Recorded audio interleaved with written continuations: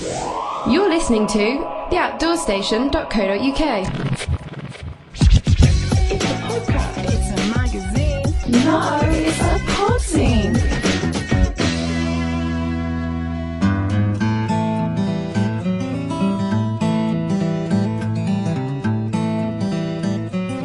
Hello, it's late January and across the country over 300 backpackers are frantically putting the finishing touches to their plans for the 2009 RAB TGO Challenge. You know, it's often said that the planning of the challenge is far harder than the actual walking of the event itself, and there's no doubt that it's difficult enough if you're based here in the UK. But how on earth do you plan an event like this, a walk across Scotland, when you live 2,000 or 3,000 miles away on the other side of the world? Well, recently I put a call in to Rob Hausam, who I met on the 2007 event and who hails from Salt Lake City in Utah. We talked about the logistics of planning from such a distance, about the kinds of gear that he's going to take with him to cope with the rigours of the Scottish climate, and we also touched on exciting plans that Rob is hatching for a packrafting and trekking trip to the heart of Alaska in 2010.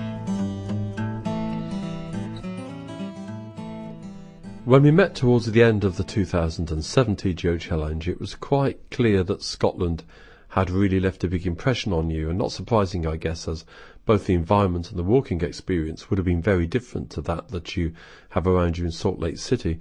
But I wonder, as you begin to prepare to return to Scotland in 2009, what is it that's so magical in the memory that makes you want to come back and experience days and days of driving rain and miles of trudging through Scottish peat bog?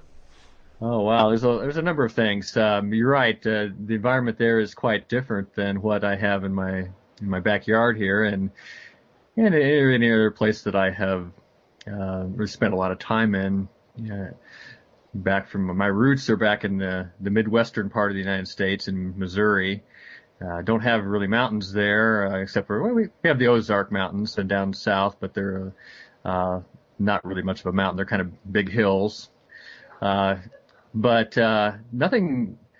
I hadn't really been in country quite like Scotland before. The only thing that I can think of that is even sort of close is Alaska, which I guess we're going to get to talk about here in a little bit, probably. But Scotland, I guess the thing that attracted me to it was not only the fact that it's new country and a very interesting place that I really would want to come and see and experience, but also, also the nature of the event itself, the TGO Challenge, that it just really grabbed me when I first came across it.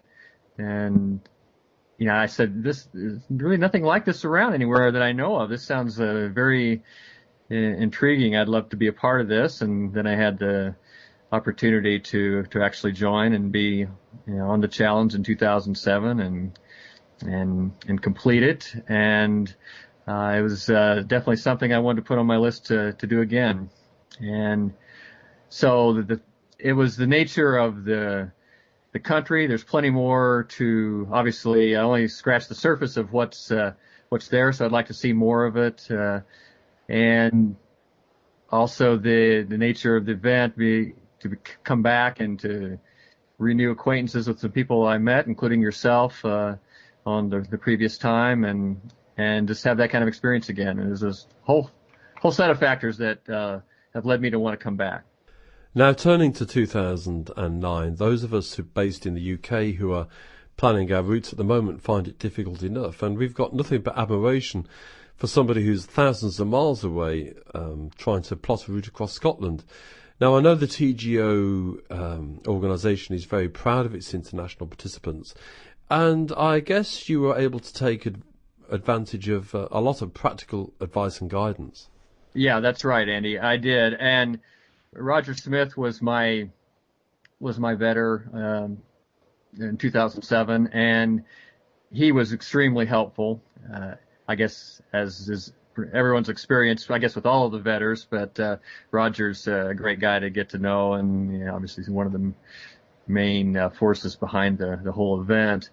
But he he gave me some help in getting my initial route ideas planned out, and really sort of gave me a good outline skeleton of sort of a classic first timers challenge route, mostly low level, but not entirely low level stuff.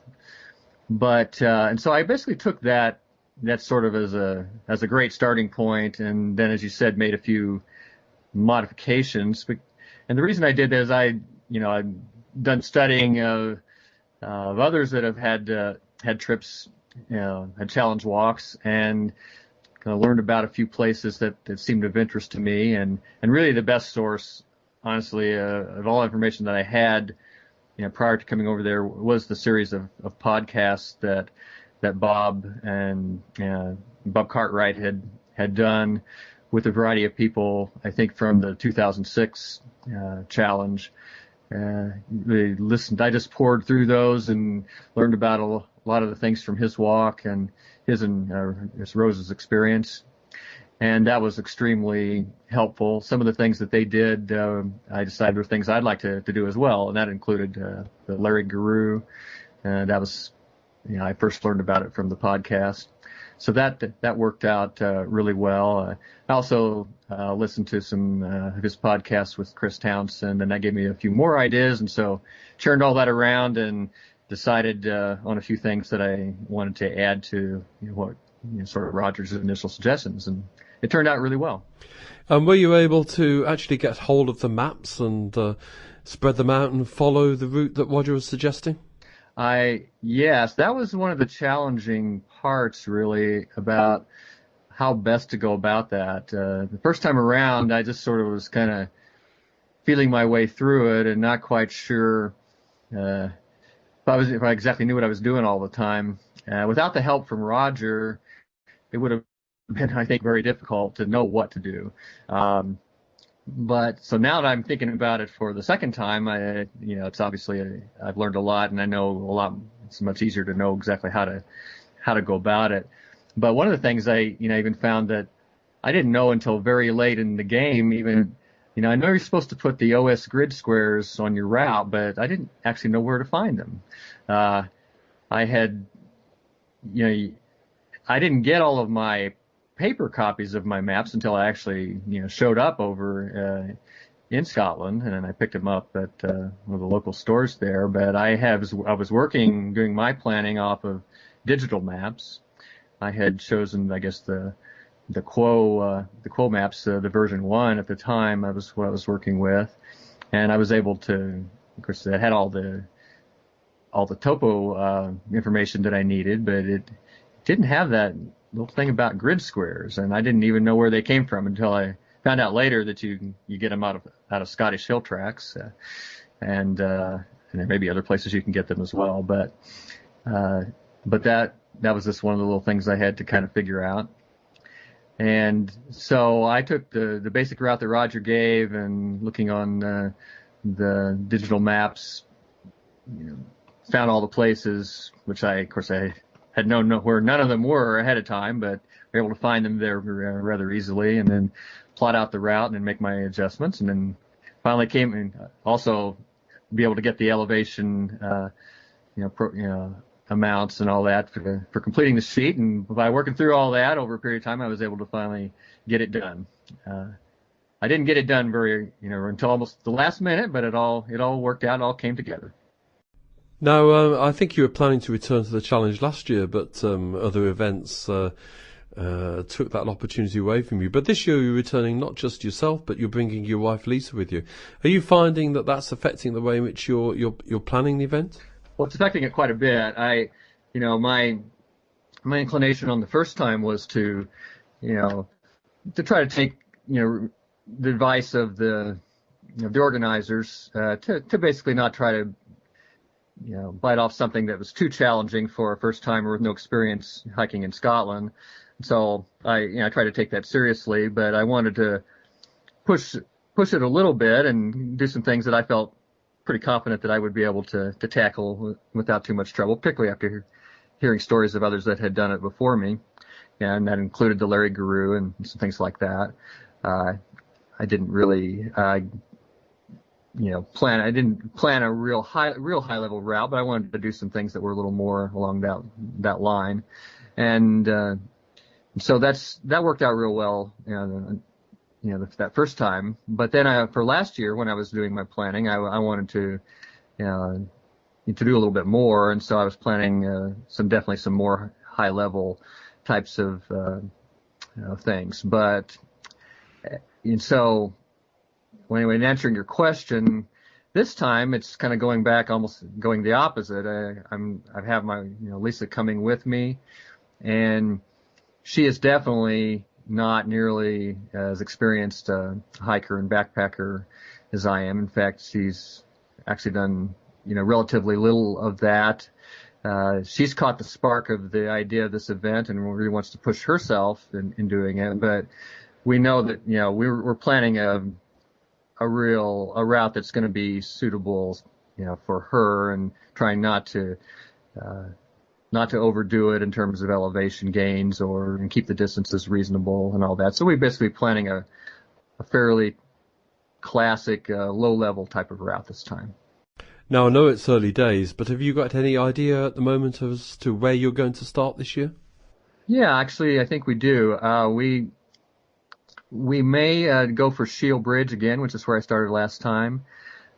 I was actually thinking about trying to possibly avoid that, because it tends to be a very popular one, and they're suggesting that people, try some other ones, which I would not mind doing. But in looking at the routes available from there, we were thinking of Dorney or Shield Bridge, and a couple others are still in the running. But the two of us seem to be settling on a route that we could go actually a different way out of Shield Bridge than I went last year. But I think it would be a route that would be very suitable for Lisa, and it would be enjoyable. So we're thinking about doing Shield Bridge again, and then heading up on through to make our way over to Fort Augustus, and then on from there. But that's what we're looking at right now. We've got a little ways to go though before we make that final decision and get the route sheet submitted. Now, last time you caused quite a lot of stir by walking the challenge using very ultralight kit. This year you're doing it obviously with Lisa, and I just wonder how that's affecting the choice of material you'll take this year. Certainly I always find that I have a very different kit list when I'm walking on my own than I do when I'm walking with a partner. Well, the biggest difference is basically what you were sort of alluding to there, is that we are definitely going to be using a tent this time. I did use a tarp last time. I found the experience worked out well. It was looked at a little bit askance by a number of people, and a lot of questions about the particular tarp I chose, being Cuban fiber and all of that. And my own assessment of it was that it actually was pretty successful, but I think that there are some things that I was planning to change for last year or this year if I had been able to do it. The tarp is, I think it's definitely doable, but it's pretty exposed. You got to, given Scottish conditions and all that. And I was going to go for something a little bit more substantial than a tarp, using one of Ron Bell's Mountain Lord Designs newer shelters that he's come out with. I know that you've recently discussed some of those on your blog. But I had picked the Patrol shelter, which has a little bit more weather protection. I think that would make things a little more comfortable for me. But as I just said, Lisa really feels definitely more comfortable in tent. So instead of all of that, we are looking for lightweight 2-person tent, to keep it as light as possible. And one of the tents that we're looking at is from Six Moon Designs here in the U.S., called the Lunar Duo. And I'm still toying with the possibility of the even lighter tent that they have, a new one called the Refuge X, again made of Cuban fiber. That's still intriguing to me, but I'm not sure if I'm quite ready to go with that or not for the two of us. So we're doing a little more research and trying to figure out what would be a decent enough shelter and comfortable enough for both of us, and still light enough to be comfortable on our backs, and something that hopefully would qualify in the ultralight category. Well, it's not a tent that's well known here in the UK, but although it certainly seems to be very light, it has room for two people, and it has integral bug netting. So, I mean, I guess it's going to be something that's going to be of quite a lot of interest to people who follow the challenge this year. Right. It comes out to about 2.5 pounds, or, it's basically, what is it? It's it was around a kilo, I guess, wasn't it? Now, last time you walked the challenge in sandals, certainly lightweight footwear, and I can't think of anybody else, maybe perhaps Chris Townsend, who has tackled the trail challenge in sandals. But this year, in terms of footwear, are you still going to be going as light as possible? I'm going to stick with lightweight footwear for sure. I've crossed that bridge, and I don't think I'm going back ever again. But I'm not planning to use the same footwear I did last time. I really don't have a real problem with what I did. But I do have to say the decision had some consequences for me, which were somewhat unexpected. I had a lot more trouble with my feet than I had hoped to, and it really wasn't the most comfortable experience, I would have to say. And there were several reasons for that. And I don't actually think that the reason was because I chose sandals. I think it was more because I chose probably the wrong sandals for me and wasn't quite aware of it. That's really more what it came down to. But I've been kind of experimenting with footwear ever since my challenge experience, and thinking through what really is the best choice for these kind of conditions and other conditions I will be walking in over here. And I'm basically wanting to stick with, at this point, I think that a lightweight trail runner. I think that may not be the total consensus for everyone on the challenge or other hikes, but it seems to be becoming a fairly strong groundswell toward that as being a good footwear choice for a lot of people in at least the lightweight community. And so I'm looking at various brands and trying to figure out what's going to be the best one for me. Innovates are extremely popular, as you know, but they don't work for me. I just can't get one that fits. So I'm looking at some of the other brands right now. Well, I've tackled my two challenges in very lightweight trail shoes, and I certainly don't think I'll be going back to anything heavier. Now, one of the things that fascinates me here is the difference in sleeping equipment. In the UK, most of us carry lightweight down sleeping bags. But last time on the challenge, you carried one of these synthetic quilt systems, I think from backpackinglight.com. That's right. Yeah, it was one of the Polar Guard types, and I found it to be extremely good. I thought one of my really good choices of kit, and I don't have any plans to change that on this next trip. I have used down really all my outdoor backpacking career for many, many years, really up until that point. But I feel, I don't know, I kind of fell into the idea of this system, and trying it out, found it worked extremely well, and I don't see that there's probably as much real weight penalty as it appears to be on paper when you compare the down versus synthetic. So I'm kind of becoming a convert in that area, I think. And do you have an idea yet as to what kind of base weight you'll be carrying across Scotland? It's a little too, well, I have an idea, but it's based on pure just desire and speculation at this point rather than any actual calculation. So it's a little premature to really talk about it. But, I know that given some of the choices we'll have to make for the two of us, we have, kind of cut both ways a little bit. We'll be able to do some, economies of, combining equipment across the two of us, which is always nice when you're going with a partner. but there are also other compromises that need to be made, such as tent versus a tarp and things like that. And so, I'm guessing that might come out to close to being a wash on the numbers, but I don't know that yet because I haven't calculated them. But I'm definitely planning for, well, for loaded weights to stay below 10 kilos. As far as our actual base weight calculations, I don't really know exactly where that's going to fall yet. But we're both going to keep it, on the very lightweight end.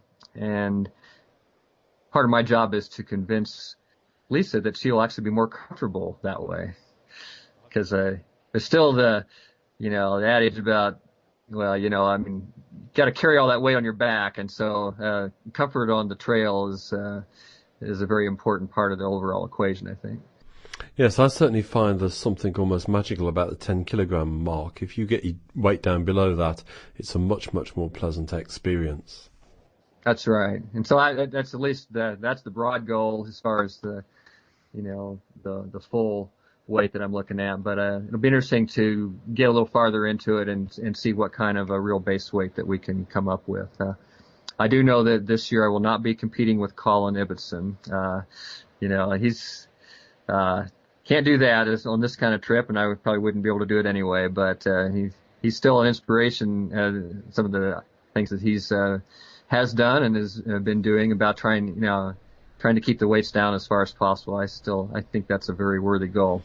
Well, he's certainly a fascinating character, Colin. As you say, not only is he reducing his weight, and he told me that he's hoping to do this year's challenge with a base weight of about 2.5 kilograms. But he concentrates on making his own kit and trying to eke out the best value for money as well, which is good. Now, aside from Colin, you met a lot of new friends on the TGO challenge a couple of years ago, and I guess you must be looking forward to meeting up with many of them again. We are both really looking forward to it. Like I said, this has really sparked Lisa's interest. She's pretty excited about it. She's been poring over the maps and the descriptions in Scottish Hill tracks, and really so far it's been the main one who has really taken off and done our initial planning. I'm kind of have to catch up with her pretty soon, and I've given her a few tips, but she's kind of taken off and run with it so far. So far I think she's doing a pretty good job. She is, as I said, a real novice at this, not only, especially for Scotland, but she's learned from, what she's heard from my experiences and she's also listened to the podcasts and all that. So it's kind of really neat to see her be able to pick up on this and do what she's already done with it. It's really good. Well, I'm certainly looking forward to meeting both yourself and Lisa in Scotland in May. Now, turning away from the challenge just for a moment, because you like to plan all kinds of exciting adventures in the wilderness and the outdoors, you're beginning to hatch a cunning plan for another great project. Yeah, what you're referring to is the plans I've been talking about for a trip to Alaska, and this is something that I've been thinking about for actually a long time, but it's been starting to take shape and gel a little bit in recent months. And I've been talking with another friend about it, and you and I have been trying to kind of touch base in the last few months, and it's been actually a little difficult to seem to get our schedules meshed, but we've been able to do that lately, and anyway, proposed this possible trip to Alaska, which is it is a backpacking trip, but it's also a little more than that. We're talking about a packrafting trip. Now, trekking in Alaska is a very exciting proposition, but packrafting is new to me. You've actually got your own packraft. I do have one, yeah. So describe to us just actually what a packraft is. Well, it's a very lightweight, but I guess you might say field-worthy boat. It is truly a raft, but it's a packable raft, and obviously, hence the name.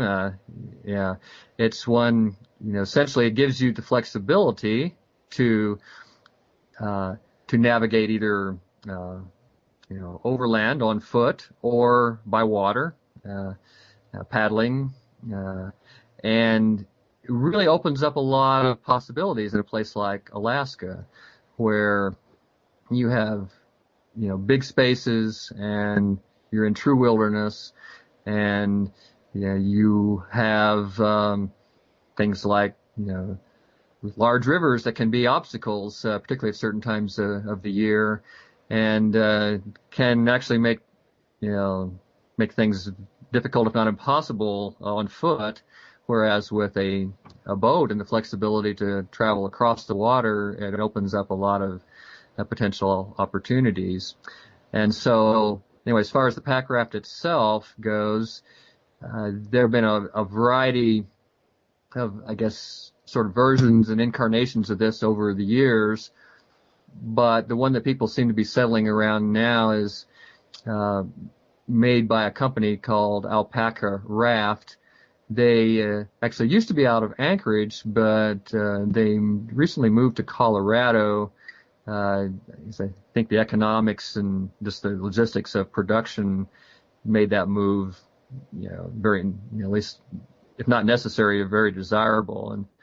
And so Sherry Tingey, who's the owner of this business, has moved it there. But they make a series of 3 or 4 different raft types, but they're all lightweight and packable. So my raft with it's basically a medium size, and it's not the very smallest version because I'm tall enough that I need a little, just the regular medium one. And I added a spray deck to it to give it a little more ability, and in some rougher types of water, a little bit of white water. And it weighs in right at about 6 pounds, which then would be, about maybe 2.7 kilos or something like that. I'd have to calculate that out, but it's not exactly something I guess you would want to just throw on top of your ultralight gear. If you're trying to go for the lowest weight, that's going to be a bit of a hit. But the fact that it gives you so much more capability, it's just another gear choice to make that opens up these opportunities for this kind of a trip. And you can still keep the overall weight quite low. I mean, it doubles as your ground sheet, for example. Although it's a pretty heavy ground sheet, it's still, we're talking about multi-purpose. Every piece of gear you take, you need to be able, it's great if you can do more than one thing with it. Well, I guess 2.5 kilograms isn't too much to add to a lightweight hiking load anyway, and certainly seems as if you get a lot of extra experience for your money there. Now, for those people who are fascinated by pack rafting, there are an increasing number of resources about it on the net, websites, YouTube videos, and that kind of thing. But it seems to me that pack rafting is becoming a very popular occupation, very popular sport. Well, I think it is. Again, it's, there's a variety of levels in which you can engage in it. And of course, people take it, they start at one point and they take it to new levels. And it's amazing how quickly it gets to something that almost, as you said, almost seems rather extreme. But the fact is, I think the original pack rafts were, for most part, were used, were viewed to be used on either flat water or fairly quiet, class 1 types of rivers, and, fairly basic stuff. But this new generation of pack rafts in particular is made out of some very modern high-tech materials. They're extremely tough, even though still quite lightweight, and people like Roman Dial in Alaska and Ryan Jordan, up here in Montana, and a variety of other people have taken some really, done some amazing things, with them, particularly in the last 2 or 3 years. It's gone from not only doing, say, we can do class 2 whitewater, which isn't that much, but going on to class 3, and now people are doing class 4 and doing it extremely successfully. Roman Dial pack rafted the Grand Canyon just recently, and that's a pretty major deal. But it was, he did very well, and he even was able to do it legally. He managed to convince them to be able to allow him to do it. And that was quite a struggle in and of itself, which he describes in the podcast on the backpackinglight.com site. But it's amazing what people are doing with these things. My intention is to keep it a little bit of a moderate level, not to do anything too extreme. Well, that's a bit of a relief, certainly if I'm joining you. I guess pack rafting could become very popular here in the UK. After all, kayaking is very big, particularly in Scotland and in Wales. And again, if you want to check out more about pack rafting, just put pack rafting into Google, and there's a world of resource there. Yeah, and it's interesting also. You may have found this or will find it, but there's actually quite a bit of interest seems to be coming out of Scandinavia as well, like Norway. They have a distributor there in Norway now, and it's seemed to be starting to catch on there. And I believe in New Zealand has had a fair bit of activity as well. It's interesting to seeing it picked up in different places. Well, I'm certainly looking forward to having a good old chat about pack rafting when we meet in Scotland. Well, Andy, are you ready? Are you ready to buy one? I might be. There's a lot to think about, Rob. There's the little question of training, actually, and I wonder if there's somebody using pack rafts maybe in Scotland that I can go and learn from. But checking out somewhere to learn that's not too dangerous is going to be quite important. But in the meantime, I've got that TGO route to plan. Well, I do have to do the same. So I gathered you were fairly far along on your planning for this year. Is that right? Yeah, I've more or less got the route sketched out in my own mind. I always find that the most difficult thing is deciding where to start. And this time I'm starting in Torridon.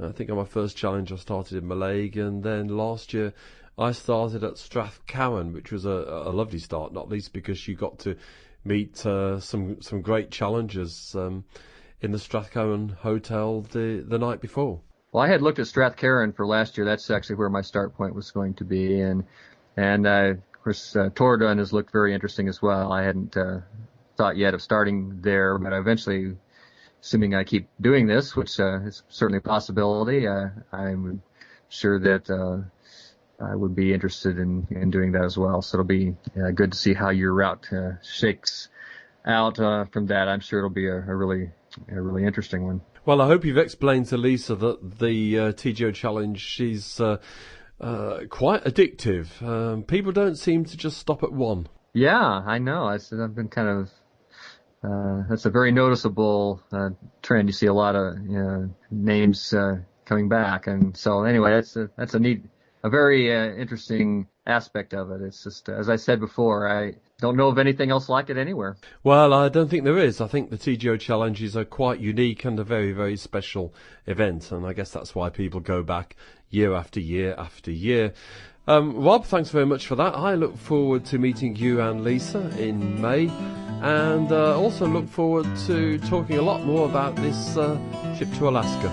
All right, sounds good. Well, thanks again there to Rob. I hope you found that as fascinating as I did.